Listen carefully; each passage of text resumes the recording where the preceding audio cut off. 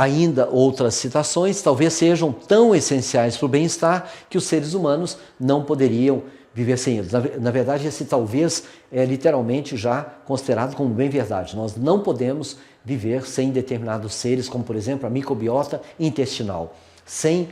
o microbioma intestinal, nós não temos a mínima condição de manter saúde, seja saúde imunológica, seja saúde humoral, ou seja, na produção de uma série de substâncias importantes, como é o caso, por exemplo, da serotonina, que é produzida no intestino grosso e atua como neurotransmissor. Nessa visão que está surgindo, então, os seres humanos e seus micróbios, como alguns biólogos chamam, agem num jogo, né? Ou seja, joguetonamente, onde os micróbios humanos juntos formam esse complexo ecossistema que interage jogando papéis determinados em determinadas situações de uma forma dinâmica na dependência do momento em que se dá, em que fase se está e, portanto, que papel é aquele que nós vamos exercer, nós e os micro-organismos. Então, não somos indivíduos, mas sim colônias de criaturas, destacou Bruce Behrend, que é o diretor, né, do Instituto Broad em Massachusetts, que investiga essa condição da biologia na relação com a vida. As secreções de bactérias poderiam afetar, então, não somente a saúde a longo prazo, mas até mesmo o estado de ânimo, do nosso comportamento, de hora a hora. Então, poderia depender da felicidade das pessoas, a ação das bactérias, interessante, né? Sim, sabemos muito bem, como eu acabo de citar aqui, o microbioma intestinal, que atua fundamentalmente para a manutenção do nosso bem-estar, não apenas intestinal, mas também sistemicamente, inclusive do humor, como eu citei o caso da serotonina. Então, ninguém estava prestando muita atenção às espécies muito mais numerosas dentro do organismo que não fazem parte e que não poderiam que não fazem mal, né? E poderiam, né, estar fazendo muito bem. E agora se percebe cada vez mais que realmente não fazem mal e que podem fazer muito bem. Portanto, sem os micróbios, nós realmente não conseguiríamos manter a vida no planeta. Quando foi completado o genoma, em 2003, os cientistas então ficaram pasmos, porque pensaram que nos 23 mil, corrigindo ali a informação, mas especificamente, nós teríamos então uma mudança de toda a situação e até mesmo, talvez, quem sabe, encontrando a cura, né, para que o homem vivesse por muito mais tempo, para que o homem eternizasse em vida. Isso não aconteceu, não apenas o número de genes, que era muito menor do que eles que imaginavam, assim como também do papel desses genes que aos poucos vai sendo descoberto, mas sabe-se hoje que a genética em si, ela sucumbe à epigenética. Os fatores epigenéticos, aqueles que nós temos, então, que nos rodeiam, que nos permeiam, são os que efetivamente podem afetar a nossa expressão gênica, os genes, que está dada. A expressão genética é, de fato, aquilo que herdamos, mas o que herdamos pode se manter em um determinado tipo de comportamento ou outro, na dependência da atuação epigenética. Os microbiologistas estimam, então, que os micróbios em nosso sistema apresentam 3 milhões de genes com os quais nós trocamos constantemente substâncias moleculares relacionadas com o crescimento, desenvolvimento e reprodução.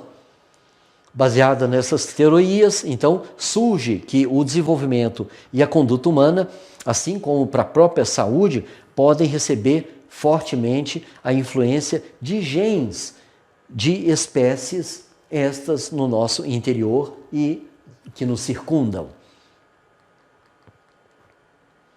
E ainda não temos evidências concretas, mas a ciência está avançando nessa direção. Bom, isso quando foi trazido isso ao conhecimento, na década ainda de 2000, né, e agora nós sabemos claramente que esta é uma verdade incontestável. Bom, chegamos então à quinta essência, ou seja, à quinta lei de Hammer, nessa fase introdutória do curso que estamos aqui abrindo e já agora com alguns conhecimentos com os quais nós vamos familiarizando-nos em termos de conceitos e referências, como estou aqui trazendo. Bom, a quinta essência, ela então traduz-se como um critério, vamos assim dizer, que é da enfermidade, a chamada enfermidade, que tem que ser entendida nesse sentido como um programa especial de natureza com pleno sentido biológico, como eu havia evidenciado lá na definição do SBS, ou seja, no programa biológico, aquele que é descrito na segunda lei das duas fases de todas as enfermidades, que é criado para resolver um conflito. Então, o que nós chamamos de problema é a solução. O que nós temos que nos associa ao estado de sofrimento e entendemos que precisa de ser, então, exterminado, eliminado, combatido, na grande maioria das vezes, se não todas as vezes, numa condição de uma evolução natural, é a cura propriamente que está se dando. Contudo, essa mudança de paradigma que nós tivemos, ou seja, ali quando se descobriu a célula, então, no início do século XIX, e que veio junto com a Revolução Industrial, e se deu, então, esse conhecimento sobre os micróbios, a partir, então, do conceito da contagiosidade, nós tivemos, então, assentado esse conceito que perdura até hoje, e que, no entanto, sabemos, antigamente, era trazido de um outro modo. Basta que nós olhemos, por exemplo, outras medicinas antigas, como a medicina tradicional chinesa, como a medicina ayurveda, como a medicina praticada ainda por outros, como por índios, pelos xamãs, enfim, todo esse contexto dá uma base de entendimento cuja a existência da saúde numa interação com a doença davam-se num outro contexto, num outro conceito e, na minha opinião, mais aplicável ao que de fato ocorre na natureza. Portanto, esse entendimento que nós temos deve ser repensado, ele deve ser ampliado e aprofundado, para que nós não nos limitemos e, portanto, estejamos passíveis de cometer enganos, erros, e com isso, ao invés de termos uma ação benéfica de tratamento, podemos até ter uma ação maléfica, uma ação mesmo destrutiva e iatrogênica. Então, essa compreensão dá-nos oportunidade de ter essa reflexão e de nos reposicionarmos. Portanto, de forma alguma aqui eu quero dizer que nós devamos abandonar o conhecimento médico ou então mudar para esta outra fase e eliminar todo esse conhecimento em absoluto. Nós devemos sim convergir, utilizarmos-nos do que as descobertas têm nos permitido entender, que inclusive levam-nos a repensar conceitos como agora falamos sobre a existência dos micro-organismos e quais seus papéis, E nessa correlação psique, cérebro, órgão, que se dá, como eu havia mostrado, através dos tecidos, das folhas embrionárias e que, por sua vez, se correlacionam com determinados conflitos. Para que tenhamos melhor atenção, nós podemos então aqui relacionar o endoderma, que está ali delineado ou delimitado pela cor amarela, com esse ponto verde, que principalmente trazem uma associação com conflitos que dizem respeito a essas funções básicas da respiração, da alimentação e da reprodução, que, portanto, pode ativar áreas no tronco cerebral, que, por sua vez, vão acionar áreas aquelas de origem endodérmica. Senão, nós temos que, se nos referimos ao cerebelo, ou seja, ao mesoderma antigo, nós temos principalmente percepções de conflitos que são vistos como ataques e que, por sua vez, vão também acionar ou ativar localizações que no corpo estão correlacionadas ao mesoderma antigo. Ou se nós estamos já falando sobre o mesoderma novo, que ocupa a substância branca, a medula cerebral, nós então temos uma percepção que pode ser de autodesvalorização ou perda. Então, esses tipos de conflitos tanto podem nos dar, numa via de mão dupla, uma conexão e entendermos e compreendermos e até termos como um prognóstico de que áreas podem ser afetadas, em que momentos, assim como também, tendo tido conhecimento de determinadas áreas afetadas, na forma como acontecem, nós podemos então presumir que tipos de conflitos é que a pessoa vivenciou. E até podemos, de certa forma, dirigir a conversa, ordenar melhor as perguntas, para que nós possamos ajudar a pessoa a trazer aquelas informações que elucidem, tanto para nós quanto para ela própria, sobre o que se passa com a sua saúde. E, por fim, numa correlação com o ectodermo, nós temos então conflitos associados ao que se diz como reparação territoriais, uma vez que nós somos seres territoriais, e de natureza sexual. Então, essa correlação na quinta essência, ou seja, na quinta lei de Hammer, é que estabelece com a psique esta percepção, então, de que conflito ou quais conflitos são aqueles com quais nós nos deparamos num determinado momento e ao longo da vida. E principalmente com a caracterização que se serve a um propósito. Então, outra vez, diferentemente do paradigma médico atual, em que doença, patologia são vistas como estados caóticos, com despropósitos de desgoverno, isso não ocorre. Pelo contrário, o organismo tem uma inteligência biológica da qual é lançado mão para que nós possamos ter perspectivas de sobrevivência e com as quais nós devamos interagir, então, de uma maneira a ajudar, a cooperar, para que nós possamos, então, ter melhor sucesso quanto a nos curarmos. A quinta essência, então, abre a possibilidade de unir em um passo o que até esse momento poderíamos investigar cientificamente mediante exames médicos, o que parecia até agora metafísico, transcendente, sobrenatural, parapsicológico ou compreensível somente através de alguma forma religiosa ou espiritual, e que dá-nos oportunidade de, pela estrutura biológica, ter toda a compreensão necessária, suficiente, bastante e importante, por vezes fundamental, para que nós tenhamos uma perspectiva de cura. A expressão do que sentimos ou experimentamos, mas onde não nos deixava claro o conteúdo científico, inclusive parecia, como eu disse, incompreensível e sem sentido. Portanto, nós temos aqui a chance de que pela quinta essência, ou seja, pela quinta lei de Hammer, nos dê chance, margem a esse tipo de raciocínio, de pensamento, e com isso possamos entender melhor tudo aquilo que compreende o que está dentro desse tipo de análise, porque senão há exceções a toda regra. Então, nós temos sim o que está de fora da nova medicina germânica, ou seja, os traumas, né, a condição traumatológica, toxicológica, e sabemos, esses dois particularmente estão aqui em vermelho, são extremamente comuns hoje em dia, porque nós temos um aumento tanto de acidentes, né, de condições traumáticas, como no trânsito, por exemplo, ou na violência urbana, e naturalmente temos isso também do ponto de vista toxicológico, haja vista a condição do que nós temos hoje do uso de agrotóxicos, de defensivos agrícolas abertamente utilizados em algumas áreas do planeta, infelizmente no Brasil de uma forma crescente outra vez, e que nos deixa expostos a uma série de situações de natureza patológica, desde alterações de comportamento, com uma tendência a evoluir para situações suicidas, como se dá numa associação com a intoxicação com determinados tipos de defensivos, assim como também aquelas outras que são de natureza também toxicológica e que podem ser de natureza teratogênica, ou seja, ter então uma ação de desenvolverem-se neoplasmas, tumores, pela ação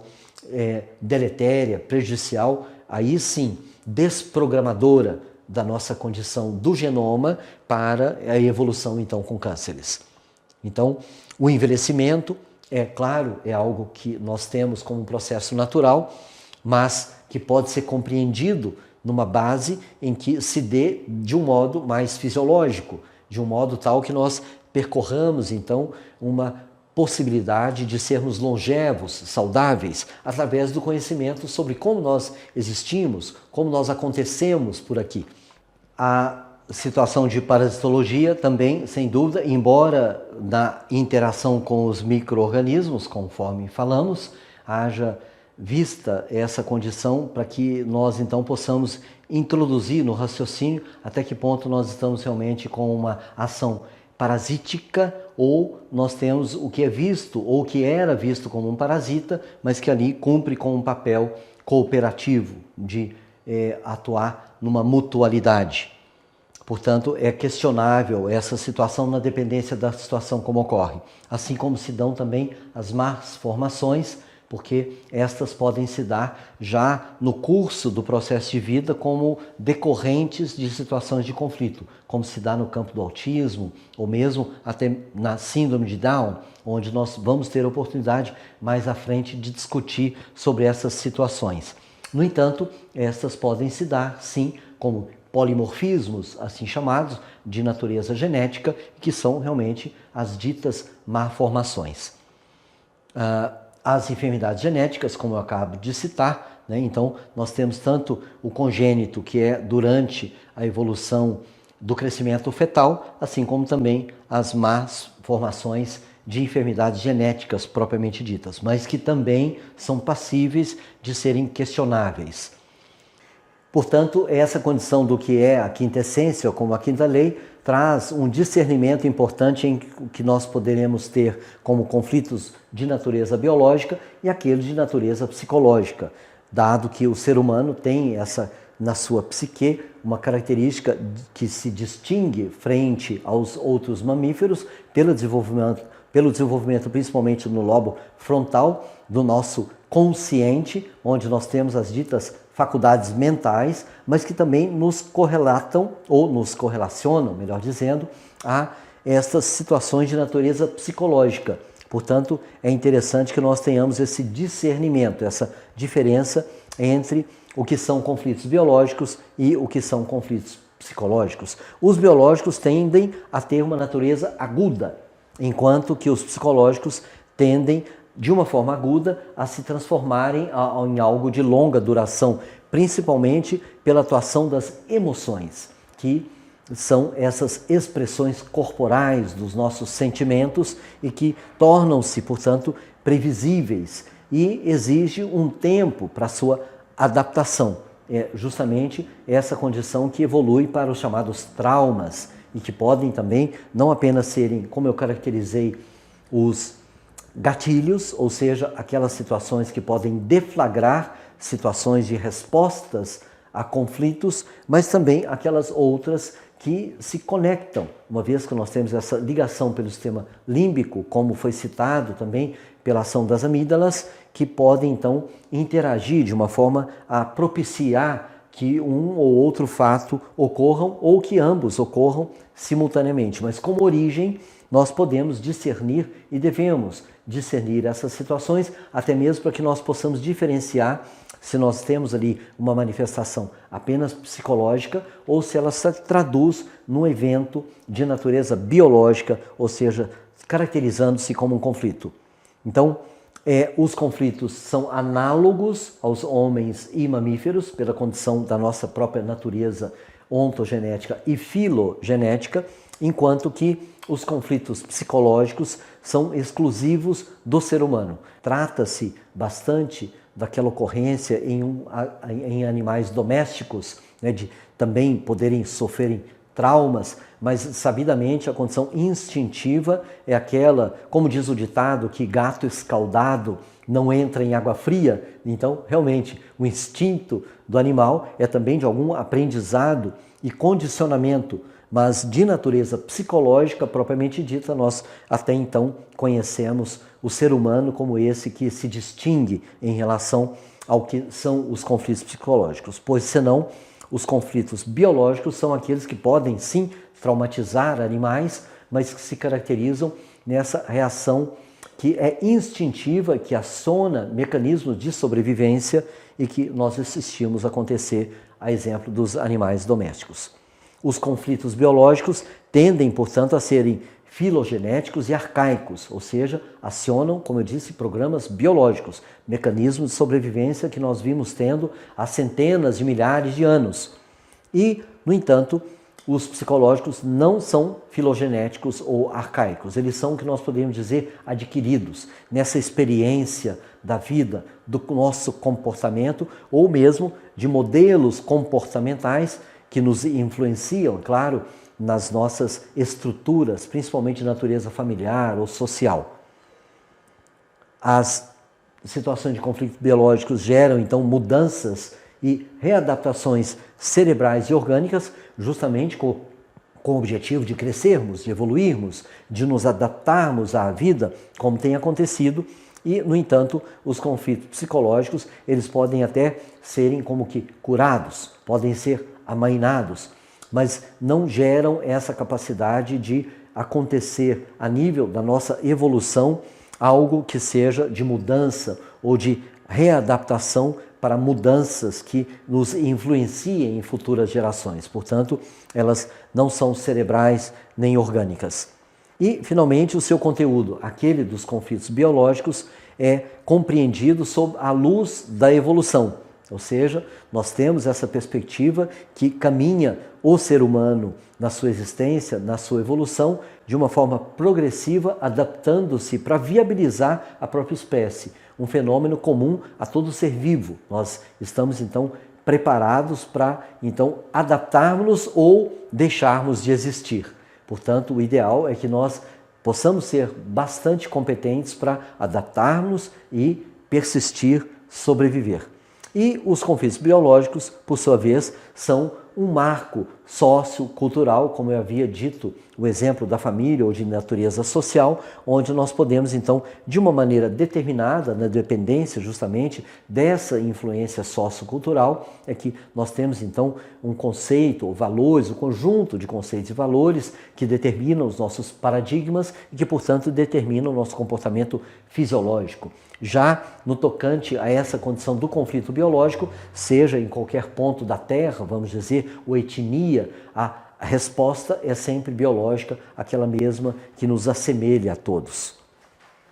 Bom, essa diferença conflitual entre conflito biológico e conflito psicológico é algo que, portanto, nos permite identificar as situações e assim podemos compreender a quinta essência, essa quinta lei, que tem essa ação transcendente. É onde nós podemos, principalmente pelo uso da informação, dar possibilidades para que a pessoa caminhe no sentido da autocura, ou seja, que ela se ajude nos mecanismos próprios que nós já somos dotados, para que nós tenhamos então essas possibilidades tranquilamente, sendo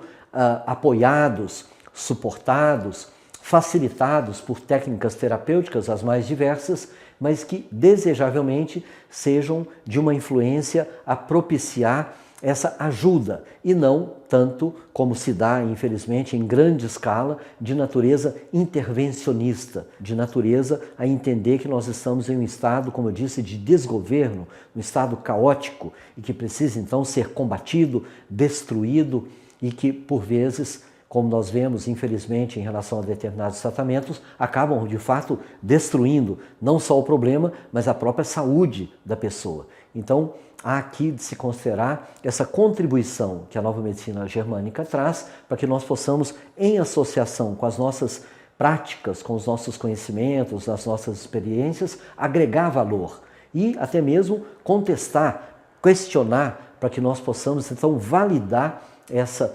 perspectiva de uma prática que possa, de fato, ser enriquecedora para as nossas situações do dia a dia, no trato com os pacientes, ou não. Na minha condição, eu posso afirmativamente dizer que a validação é imensa. Eu tenho tido, no dia a dia, situações as mais diversas, que comprovam claramente o enriquecimento que nós temos no trato com as evoluções das enfermidades, assim como no trato com os pacientes, estabelecendo uma relação muito mais aprofundada, muito mais amigável, muito mais de suporte. Portanto, chegamos aqui à quinta lei e partimos então para uma evolução já no adentramento, quando nós vamos abordar então as enfermidades associadas ao endoderme, ou seja, ao tronco cerebral, numa associação, como é dito, com os folhetos embrionários, os tipos de conflitos que aqui, fazendo uma preleção, se dão principalmente no tocante a conflitos que dizem respeito à respiração, à alimentação e à reprodução. Até já.